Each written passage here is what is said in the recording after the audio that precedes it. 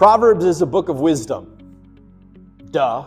That's what we've been talking about for quite some time, but I think it's important to say that again because I want to make sure that you have an accurate picture of what God is saying in the book of Proverbs. Let me explain. When God talks about hard work and money in the book of Proverbs, it can be pretty easy to read that as do good things, work hard, and the Lord promises you, assures you, guarantees you that you will be wealthy. But so that we're clear, God doesn't make you that promise. And we can see proof of that experientially. There are many hardworking, diligent believers who make enough to live, but don't live an extravagant life. God doesn't promise that hard work will equal a giant wage. And there's even more proof of that. There are many hardworking, diligent believers who lose everything in hurricanes or tornadoes. There are many hardworking, diligent believers who are victims of theft, of identity theft, of fraud. It's clear that God can bless hard work and diligence in other ways than just material abundance. So, honoring God with your wealth will result in blessing, just maybe not the blessing that you anticipated. I want to be clear about that because it's also true to say that in general, it is wise to work hard and be diligent. And it is generally true that hard work and diligence are rewarded even in an earthly sense.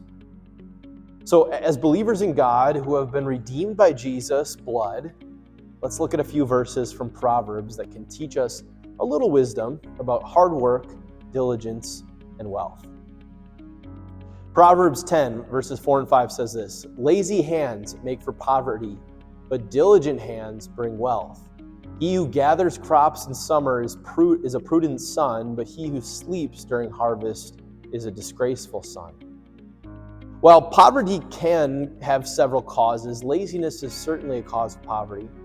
Laziness is neglecting the gifts that God has given you, like your abilities and talents, but also your time. It also neglects your ability to love and serve your neighbor. While, on the other hand, diligence often makes a wage and brings wealth. Diligence does use your abilities and talents and does serve your neighbor. If you do whatever job that God has given you, you are a blessing, you can be a blessing to others. Proverbs chapter 12, verse 11 says this, "Those who work their land will have abundant food, but those who chase fantasies have no sense." Now, God isn't trying to be a dream killer here, but consider this. Many times our fantasies consist of us trying to accomplish something or become something to prove ourselves, quote unquote. We must reflect on this. Is this a pursuit done for the glory of God, to best love and serve others, using our giftedness as a good steward? Or is this pursuit of this accomplishment or position, is it vanity? The proverb contrasts the vanity chaser with the one who does the work that lies ahead of him or her. Not for personal glory or recognition, but to provide, to serve. This person may not make the cover of a magazine, but their diligence is a blessing to others as well as themselves. Proverbs 13, verse 4 says, "A sluggard's appetite is never filled, but the desires of the diligent are fully satisfied." This is an interesting one because the sluggard's appetite never being filled, is that because they are too lazy to get up and fulfill their own desires? For example, someone may desire to get an awesome job, but if they remain on their couch playing video games, the desire will never be filled. But in contrast, the diligent one certainly trusts in the Lord, but he also gets off the couch to apply for that job and works hard to get it. Or is this proverb saying that there is a connection between work ethic and contentment? Could be. Perhaps laziness and being discontented could be linked together, whereas a diligent person finds satisfaction and contentment more easily. Okay, two more passages here. Here's one from Proverbs chapter 14, verse 23. All hard work brings a profit, but mere talk leads only to poverty. Talk needs to turn into action. If we spend our time talking about what we're going to do or what we would like to do, or if we spend our time devising plans about how we're going to do it, but never actually take any action, what good is that talk? In that case, our talk may be a mask for our laziness.